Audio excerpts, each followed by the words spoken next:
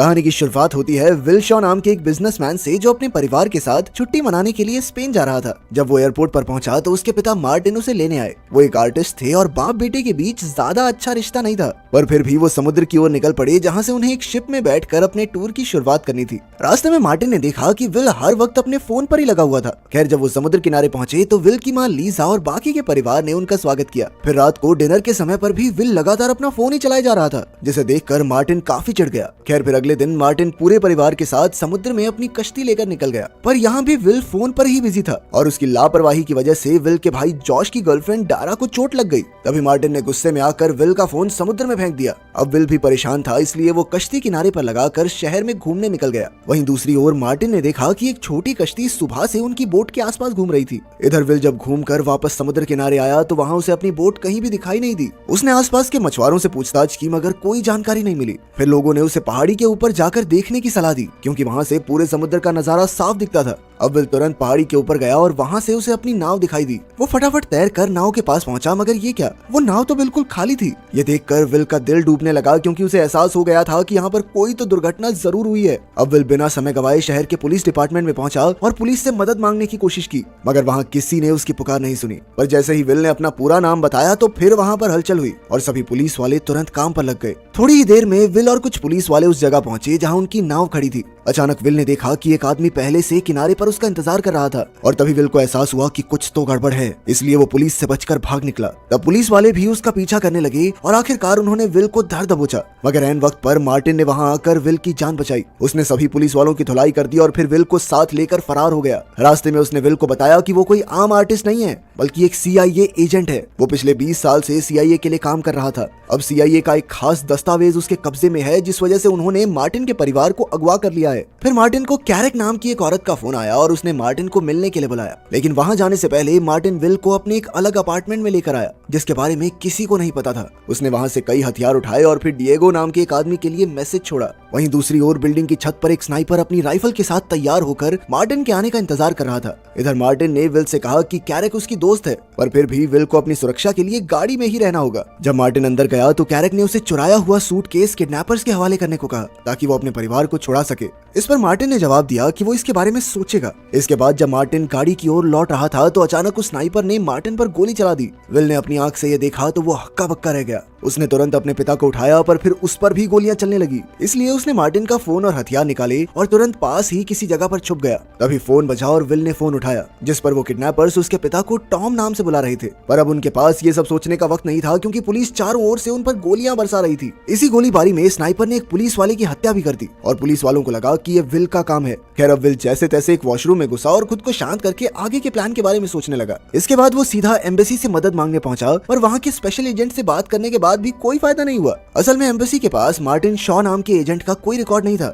बल्कि उन्होंने तो विल से ही कहा कि उस पर पुलिस वाले की हत्या का आरोप है और वो उसकी मदद के लिए उसे बस एक वकील दे सकते हैं। तभी विल को बताया गया कि नीचे उससे कोई मिलने आया है। नीचे जाकर विल ने देखा कि उसके पिता की दोस्त कैरेक उसका इंतजार कर रही थी। उसने विल को उसके बचपन की ऐसी ऐसी बातें बताई जो सिर्फ मार्टिन के किसी खास दोस्त को ही पता हो सकती थी। फिर कैरेक ने कहा कि उसने ही मार्टिन को जान से मरवाया है, क्योंकि मार्टिन ने उसे धोखा दिया था। जब कैरेक ने कहा कि वो विल को सब कुछ सच बता देगी तो विल चुपचाप उसकी गाड़ी में आकर बैठ गया। कैरेक ने कहा कि मार्टिन ने सूटकेस चुराकर गद्दारी की, इसीलिए हमें उसकी जान लेनी पड़ी। अब कैरेक चाहती थी कि विल वो सूटकेस ढूंढने में उनकी मदद करे। ये बात सुनकर विल ने तबीयत खराब होने का नाटक किया और फिर गाड़ी से बाहर निकलकर भाग निकला। कैरेक के गुंडों को चकमा देकर विल एक बस में चढ़ गया और अब उसे फिर से किडनैपर्स का फोन आया। किडनैपर्स ने फिर से उससे सूटकेस की मांग की और उसके परिवार को जान से मारने की धमकी देने लगे। खैर फिर विल ने देखा कि मार्टिन के फोन से डिएगो नाम के एक आदमी को बार बार फोन गया था, इसलिए उसने डिएगो से मिलने का फैसला किया। लेकिन जैसे ही वो डिएगो के घर पहुंचा तो एक कातिल पहले ही वहां विल के इंतजार में बैठा हुआ था। अब विल को अपनी जान बचाने के साथ साथ वहां मौजूद लूसिया नाम की एक लड़की की भी जान बचानी थी। उस कातिल का काम तमाम करके विल ने लूसिया को बताया कि वो डिएगो से मिलने आया है, जिस पर लूसिया ने बताया कि डिएगो उसके अंकल हैं और वो विल को उनके पास ले जाएगी। मगर जब वो दोनों डिएगो के घर पहुंचे तो उससे पहले ही किसी ने डिएगो की हत्या कर दी थी। तभी उन्हें रसोई से किसी की आवाज सुनाई दी तो विल चुपके से रसोई तक पहुंचा। ये आवाजें किसी और की नहीं बल्कि कैरेक और उसके साथी की थी। विल को देखकर कैरेक ने कहा कि उन्हें डिएगो से एक खास जानकारी चाहिए थी, मगर डिएगो ने जानकारी देने से इनकार कर दिया, इसीलिए उन्हें उसे मजबूरन मारना पड़ा। ये सुनकर लूसिया ने उन पर हमला कर दिया और विल तुरंत लूसिया को लेकर छत की ओर भागा। यहाँ से वो तारों के जरिए नीचे आ गिरे और फिर लूसिया विल को एक स्कूटर पर बैठाकर भाग निकली। इधर कैरेक अब भी विल को मारना चाहती थी क्योंकि वो मार्टिन की मौत का इकलौता चश्मदीद गवाह था। कुछ देर बाद विल की तबीयत बिगड़ी तो लूसिया ने देखा कि उसे तो गोली लगी थी, इसीलिए वो तुरंत उसे अपनी एक सहेली के यहाँ ले गई। जल्द ही विल बेहोश हो गया और लूसिया ने अपनी सहेली के साथ उसका इलाज किया। बाद में जब विल को होश आया तो लूसिया ने उससे पूछा कि आखिर ये सब चल क्या रहा है। फिर जब उसने विल के पिता की तस्वीर देखी तो उसने कहा कि वो टॉम को जानती है। वो तो पूछने लगी कि तुम उसे मार्टिन नाम से क्यों बुला रहे हो। विल को लगा कि लूसिया मार्टिन की गर्लफ्रेंड रही होगी,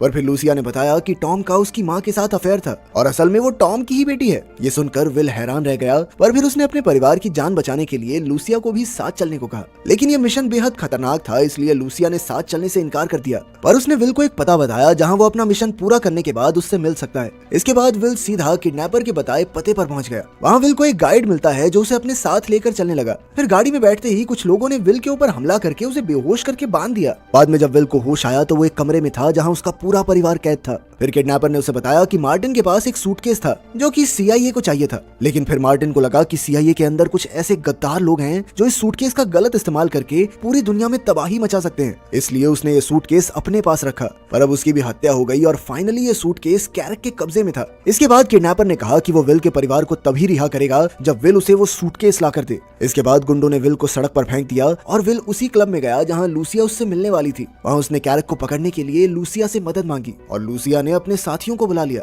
फिर विल ने कहा कि वो अपने क्रेडिट कार्ड का इस्तेमाल करेगा और जल्द ही इसकी भनक कैरेक को लग गई। फिर वो खुद ही उसका पीछा करते हुए आएगी और तब विल कैरेक को पकड़कर उससे सूटकेस छीन लेगा। अब प्लान के मुताबिक विल ने क्लब में क्रेडिट कार्ड का इस्तेमाल किया और थोड़ी ही देर में कैरेक के गुंडे वहां पहुंचे। उन्होंने विल और उसके साथियों पर हमला कर दिया, पर विल की टीम भी कोई कम नहीं थी। जल्द ही उन्होंने कैरेक के खास गुंडों को धर दबोचा। बाद में उन्होंने इस गुंडे पर खूब अत्याचार करके कैरेक की जानकारी निकलवाने की कोशिश की, लेकिन उसने अपना मुंह नहीं खोला। तब विल समझ गया कि इसे पीटने से कुछ नहीं होगा। उसने बाहर आकर अपनी टीम से इस गुंडे को रिहा करने को कह दिया। वो जानता था कि रिहा होते ही वो सबसे पहले कैरेक के पास ही जाएगा और हुआ भी बिल्कुल ऐसा ही। उसका पीछा करते हुए विल और उसकी टीम एक बेसमेंट में आ पहुंची। तब उन्हें पता चला कि आज कैरेक यहाँ सूटकेस को बेचने की डील करने वाली थी। अब विल धीरे से कैरेक की ओर बढ़ रहा था और लूसिया एक गाड़ी में बैठी थी। तभी किडनैपर्स की गैंग भी वहां पहुंची और उन्होंने लूसिया को जबरदस्ती बंदी बना लिया। वहीं किडनैपर विल से सूटकेस की मांग करने लगा। उन दोनों की बहस से कैरेक सावधान हो गई और अचानक उसने सामने वाली पार्टी पर गोलियां चला दी। अब वो खुद सूटकेस के साथ भागना चाहती थी, मगर यहाँ चारों ओर से धुआंधार गोलीबारी शुरू हो गई।